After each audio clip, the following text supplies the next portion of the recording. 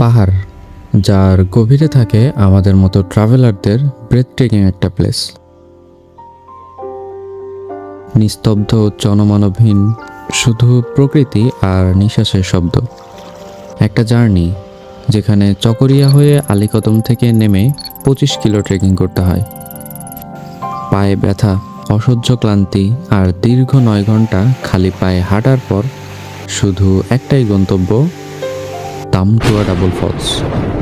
আর এবারের গল্প মুসাফির।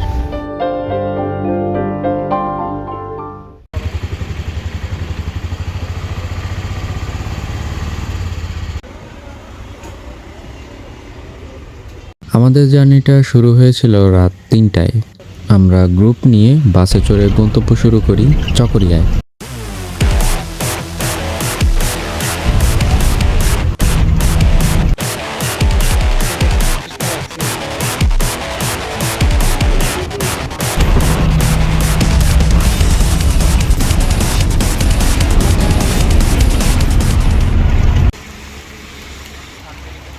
সকাল 7টা, আর আমরা চাঁদের গাড়ি ঠিক করি আলীকদম বাজার পর্যন্ত।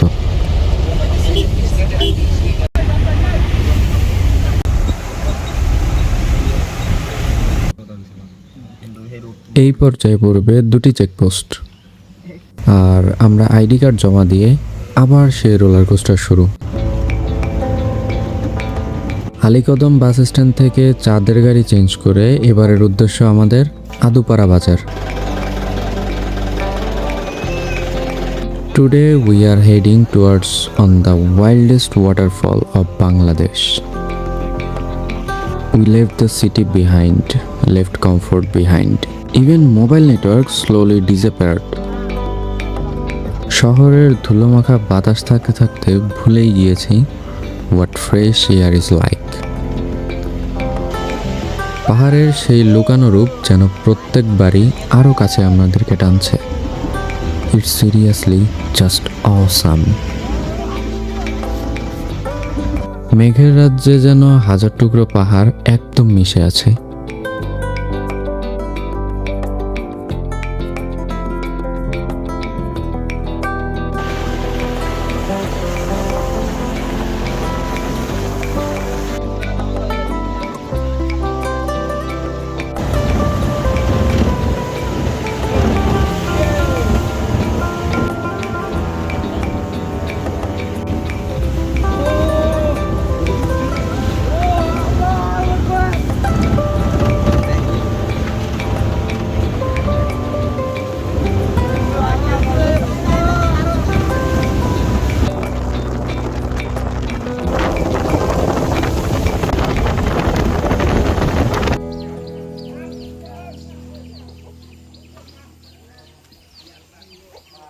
চাঁদের গাড়ি থেকে নামতেই এবার যেতে হবে 25 কিলোর মতো।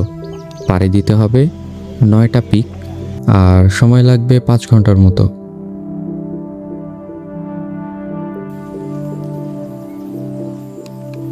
এটাই হচ্ছে সেই আদুপাড়া।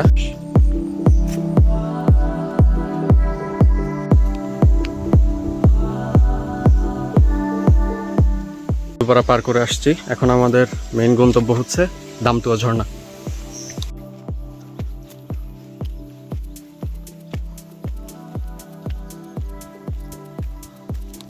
ট্রেকিংটা যতটা মোটামুটি সহজ মনে করছিলাম, অ্যাকচুয়ালি হচ্ছে ততটাও সহজ না। একটু অনেকটা ফুরোমন পাহাড়ের মতো। 1.5 বছর আগে আমি ফুরোমন পাহাড়ে গেছিলাম আমার ফ্রেন্ড সহ। তো অনেকটা ওই রকমই, যেমন এই যে এতক্ষণ উপরে উঠলাম, এখন আবার নিচের দিকে নামতে হবে।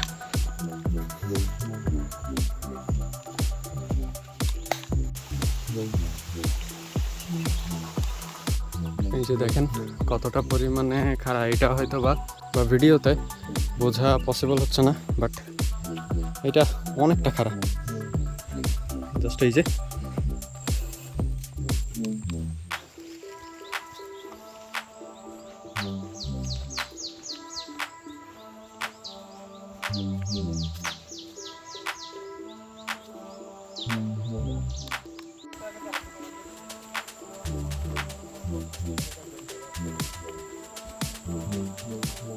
হেঁটে চলছি আর পাহাড়ের মানুষের জীবন দেখছি। আমাদের ট্যুরে একটা মজার ব্যাপার ছিল, এই পাহাড়ে আমরা ছাড়া আর কেউ ট্রেকিংয়ে আসেনি। সময় গড়িয়ে যায়, সূর্য হেলে পড়ে, তাও যেন রাস্তা শেষ হচ্ছে না।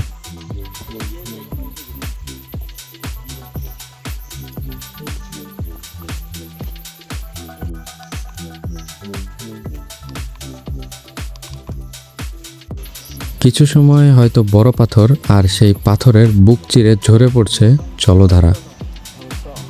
একবার নিচে নামছি তো আর একবার উপরে উঠছি। এভাবেই চলতে থাকলো আমাদের হাইকিং।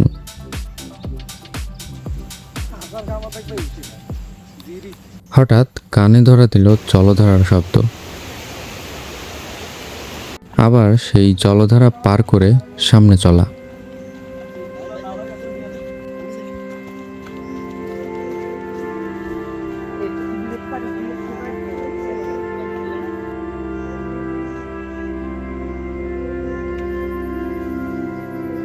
পাঁচটা পিক পার করতে চোখের সামনে আসলো বিশাল জুম।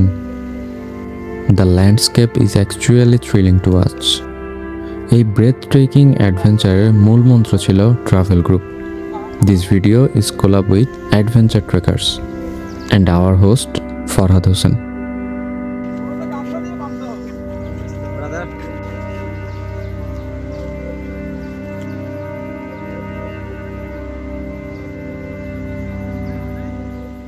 এখানে পাহাড়িরা হচ্ছে জুম চাষ করে তাদের জীবিকা নির্বাহ করে। সো আমাদের হচ্ছে দামতুয়া ঝর্ণা যাওয়ার সময় এই জুমটা পরে, অনেক সুন্দর একটা জুম, আপনারা আসলে খুব সুন্দর উপভোগ করতে পারবেন। আসলেই শহরের কোলাহল থেকে যখন আপনি একদম প্রকৃতির সাথে মিশে যাবেন, অ্যাকচুয়ালি তখন বলার কিছু থাকে না, জাস্ট প্রকৃতির সাউন্ডটা শুনবেন আর যত টেনশন আছে এখানে সব একদম ঝেড়ে দিয়ে চলে যাবেন।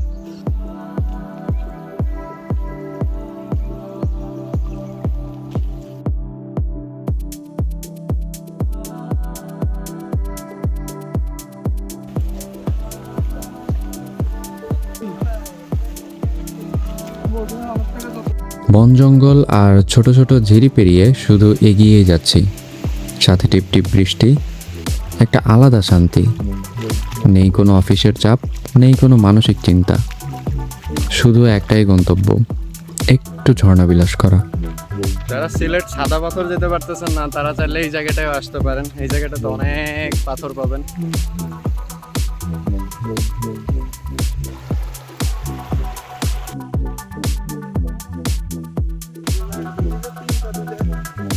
পিচ্ছিল কাদামাটি আর দুর্গম রাস্তা বারবার, তবু থমতে রাজি নই আমরা।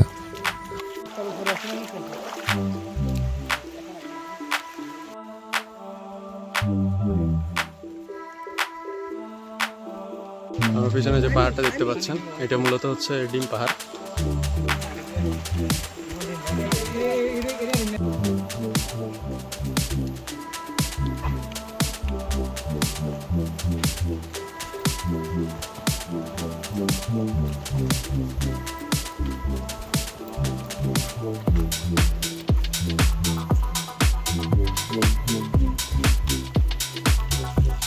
এসব গাছ যেন হাজার বছরের স্মৃতি বহন করে।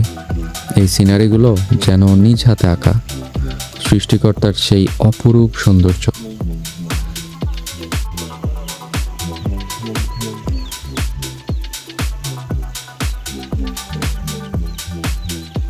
মুসাফির হয়ে যেহেতু এসেছি, সৃষ্টিকর্তার রহমত আর মনোবল নিয়ে আবার ছোটা শুরু।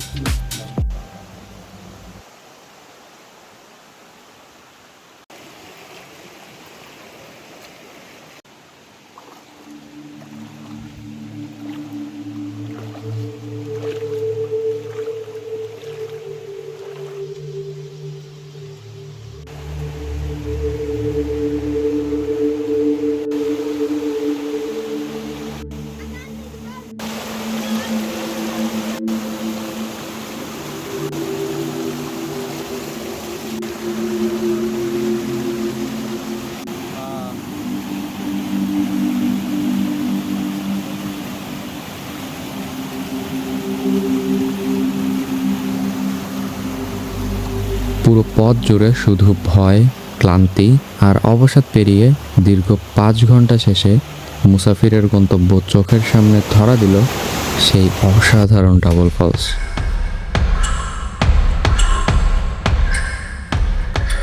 One of the world's most beautiful waterfalls, teeming with vibrant, surging waters, as if revitalized by the rain. Now the time has come to reveal the waterfall's splendor. জীবনের সবচেয়ে সুন্দর মুহূর্তগুলো কাটানো হয় একা নয়তো বন্ধুর সাথে। জীবনে একা চলতে গেলেও প্রয়োজন হয় প্রিয়জন। আমাদের 2 বন্ধুর জার্নিতে আজ বাদ পড়েনি কোনো অভিজ্ঞতা। এভরি স্টেপ, এভরি ফুটপ্রিন্ট যেন মনে করিয়ে দিচ্ছে একদিন এই মাটিই হবে আমাদের ঠিকানা, আর এই প্রকৃতির কোলেই হবে চিরবাসনা। পুরো জার্নিটা জুড়ে ছিল এক অসীম মনোবল, দীর্ঘ চেষ্টা আর ব্রেথটেকিং অ্যাডভেঞ্চার।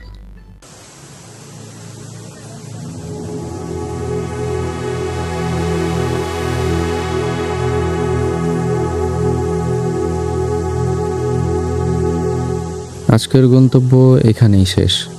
চলে যাচ্ছি, তবে হয়তো আবার ফিরে আসব প্রকৃতির কোলে, হয়তো কোনো প্রহরে, অথবা না জানা এক কোনো গল্প তৈরি করতে।